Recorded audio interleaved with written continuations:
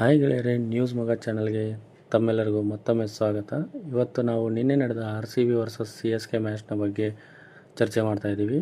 ನಿನ್ನೆ ನಡೆದ ಮ್ಯಾಚ್ನಲ್ಲಿ RCB ಚೆನ್ನೈ ವಿರುದ್ಧ 43 ರನ್ಗಳ ಭರ್ಜರಿ ಜಯ ಸಾಧಿಸಿದ್ದು ಪಾಯಿಂಟ್ಸ್ ಟೇಬಲ್ನಲ್ಲಿ 4 ಪಾಯಿಂಟ್ ಪಡೆದುಕೊಂಡು ಅಗ್ರಸ್ಥಾನಕ್ಕೇರಿದೆ. ಟಾಸ್ ಗೆದ್ದ CSK ತಂಡ ಮೊದಲು ಬೌಲಿಂಗ್ನ ಆಯ್ಕೆ ಮಾಡಿಕೊಂಡಿತ್ತು. ಇನ್ನು ಟಾಸ್ ಸೋತು ಮೊದಲು ಬ್ಯಾಟ್ ಮಾಡಲು ಇಳಿದ RCB 250 ರನ್ಗಳ ಬೃಹತ್ ಮೊತ್ತವನ್ನು ಕಲೆ ಹಾಕಿತು. ಇನ್ನು ಬ್ಯಾಟಿಂಗ್ನಲ್ಲಿ ಓಪನಿಂಗರ್ ಆಗಿ ಕಣಕ್ಕಿಳಿದ Phil Salt 46 run, Kohli 28 run, Padikkal ಆಕ್ರಮಣಕಾರಿಯಾದ 50 ರನ್ ಮತ್ತು ಪಾಟೀದಾರ್ 19 ಬಾಲುಗಳಲ್ಲಿ ಅಬ್ಬರದ 6 ಸಿಕ್ಸರ್ಗಳೊಂದಿಗೆ 48 ರನ್ಗಳನ್ನು ಮಾಡಿದರು.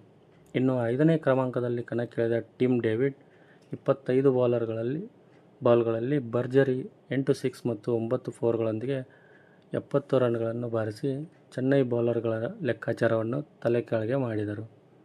ತಪ್ಪು ಲೆಕ್ಕಾಚಾರದಲ್ಲಿದ್ದ ಚೆನ್ನೈ.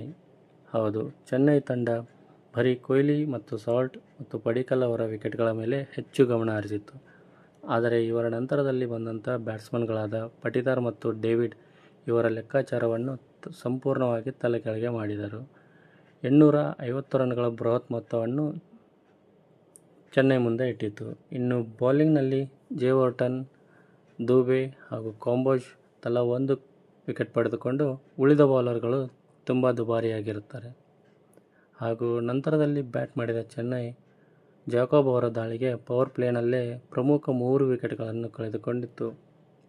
ಇನ್ನು ಆಘಾತದಲ್ಲಿದ್ದ ಚೆನ್ನೈಗೆ ಕೊಂಚ ಮಟ್ಟಿಗೆ ಸಮಾಧಾನಕರವಾದ ರನ್ಸ್ನ ಕಲೆ ಹಾಕಿದ್ದು ಸರ್ಫರಾಜ್ ಖಾನ್ ಅವರು. ಹೌದು, ಸ್ಫೋಟಕ ಬ್ಯಾಟಿಂಗ್ನಿಂದ ಪವರ್ ಪ್ಲೇನಲ್ಲೇ ಒಳ್ಳೆ ಮೊತ್ತವನ್ನು ಕಲೆ ಹಾಕಿದರು. ಇನ್ನು ಆಕ್ರಮಣಕಾರಿ ಬ್ಯಾಟಿಂಗ್ ಆಡಿದ ಸರ್ಫರಾಜ್ ಖಾನ್ ತಮ್ಮ ಅರ್ಧ ಶತಕವನ್ನು ಪೂರೈಸಿಕೊಂಡರು.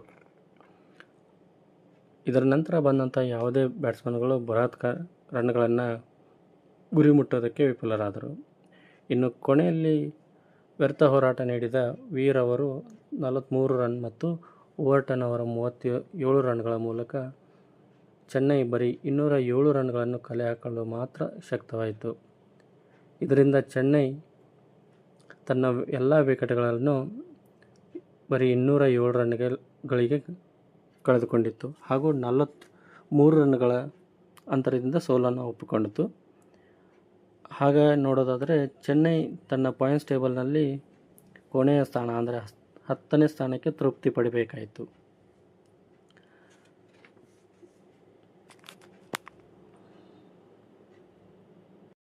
ಹಾಗೆ ಈ ಮಾಹಿತಿ ನಿಮಗೆ ಇಷ್ಟವಾಗಿದ್ದರೆ ನಮ್ಮ ನ್ಯೂಸ್ ಮಗ ಚಾನಲ್ನ ಸಬ್ಸ್ಕ್ರೈಬ್ ಮಾಡಿ ಹಾಗೂ ಈ ವಿಡಿಯೋನ ಲೈಕ್ ಮಾಡಿ ಮತ್ತು ಶೇರ್ ಮಾಡಿ.